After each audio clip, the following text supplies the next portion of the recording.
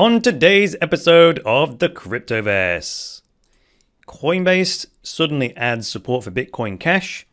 It trades for 4 minutes and then the market closes at $9,500.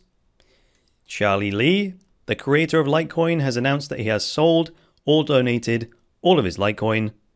And according to the CTO of Ledger, their hardware wallets are getting Monero support in the first quarter of 2018. All of that on today's episode of the Cryptoverse, so stay right there.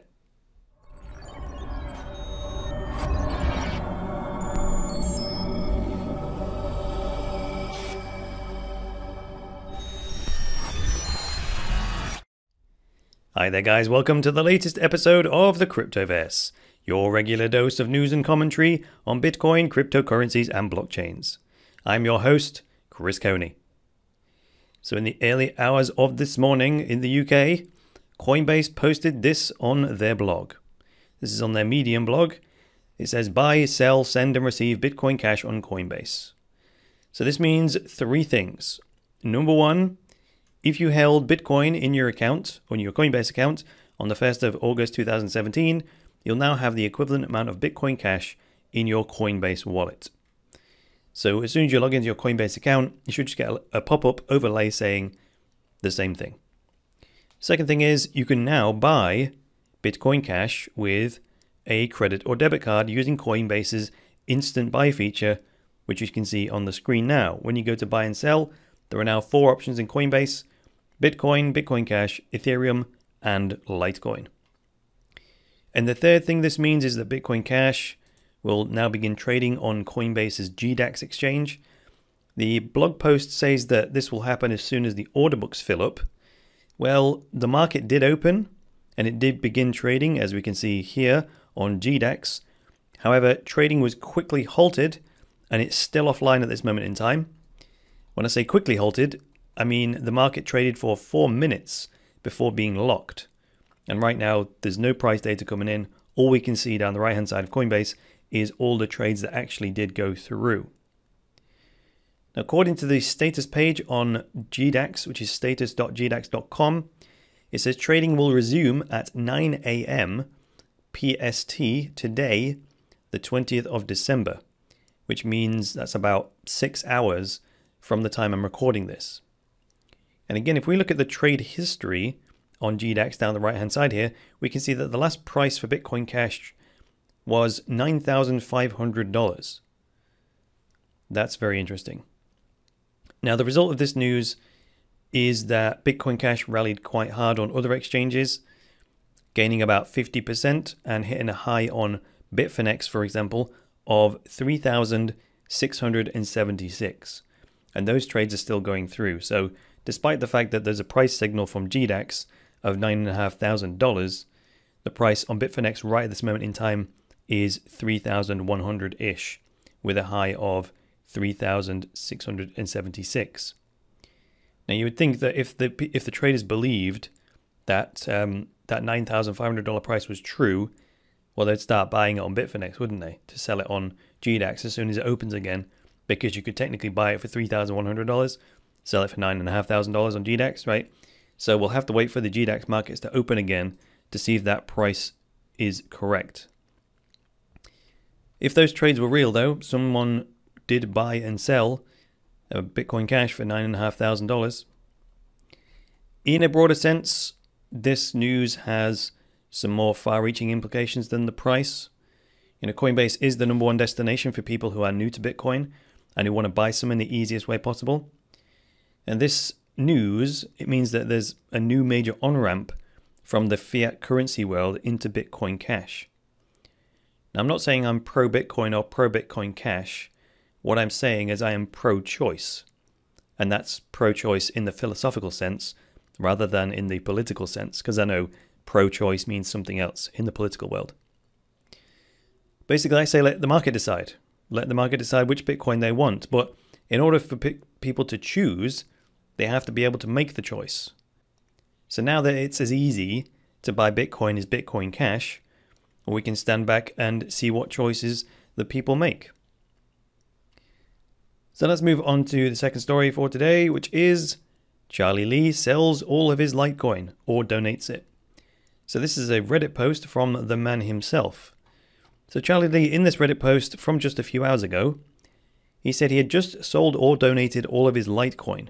The major reason he has done this is that he says he can then be absolutely sure, and everyone else can be absolutely sure, that he can guide the development of the LiteCoin project objectively. He said whenever he would tweet out about LiteCoin, either the price or LiteCoin news, whether that's good news or bad news, he would always get accused of doing so for personal benefit, right? Pumping or dumping the price.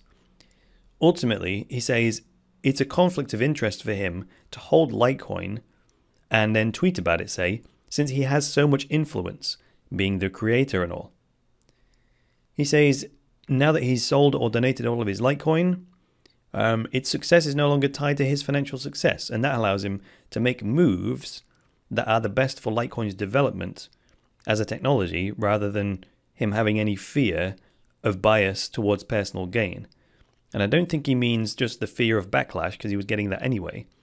But I think he's wise enough to know that he may have some unconscious bias that is affecting his thought process and his decisions. So to protect LiteCoin from himself, if you like, he's dispensed with all his coins. So he's still going to continue working full-time developing LiteCoin. He just won't own any himself. He's going to need a bit of a strategy, if you ask me, for when people donate LiteCoin to him, but he may just forward that onto his favorite charity or just sell the coins immediately. I don't know. He could just account for his income, couldn't he, if he just sold them immediately. He doesn't actually specify what he would do in that situation, but let me know what you think. What do you think to this move by Charlie Lee? Is it a smart move? A stupid move? Would it be better if he had a financial incentive? Is he virtue signaling? Does he even need to? Does it matter? Do you believe his stated intentions are pure? Or any other question you feel free to answer in the comments below. Story number 3, I've been talking a lot about Monero recently, right? And I've been waiting for the Ledger Nano S, or the Ledger company, to support Monero. Now, today we got the best news ever. In this Reddit post, actually it's a comment on a Reddit post about Google is going to withdraw support for Chrome apps. So that's a bit of a problem for the likes of Ledger, who have their wallet apps built into Chrome. But anyway, the CTO of Ledger here, which I've highlighted in green, someone says, actually they posted saying, we're working on a new set of native apps in response to the withdrawal of support for Chrome apps, and then they're going to move it to NWJS, which is a technology framework. So someone says, when will this be publicly available? They say around Q1 of 2018. Then they reply saying, will the Monero app be released at the same time? And then the CTO of Ledger says, no, the Monero application will be available before that. So there we jolly well go. Latest by the end of the first quarter of 2018, we're going to get Monero support on Ledger wallets. This kind of thing is why I primarily recommend the Ledger Nano S as the best all-round hardware wallet. It's not perfect.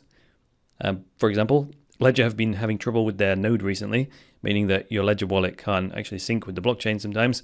But I think that's just due to the sheer volume of traffic that they're getting lately. But all around, for the multi-currency support and all the rest of it, I personally use the Ledger Nano S almost exclusively, despite the fact they own all of the hardware wallets. A Trezor, a KeepKey, Digital BitBox, OpenDimes, the whole nine, right?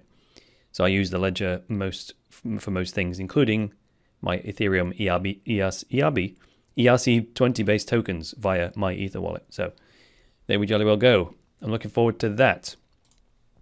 But that's all for now, guys. Thanks very much for joining me. If you liked this episode, go ahead and hit that like button. And if you're new around here, get subscribed. And if you would like access to my very best material, such as my structured online courses that will teach you things like how to make and save money with Bitcoin, check out my website, which is cryptoversity.com. Click on the courses button and you'll see all the courses that are available for your educational delight. Alright guys, that is all for today. I'll be back tomorrow with another episode of the Cryptoverse. So until then, it's me, Chris Coney, saying bye for now.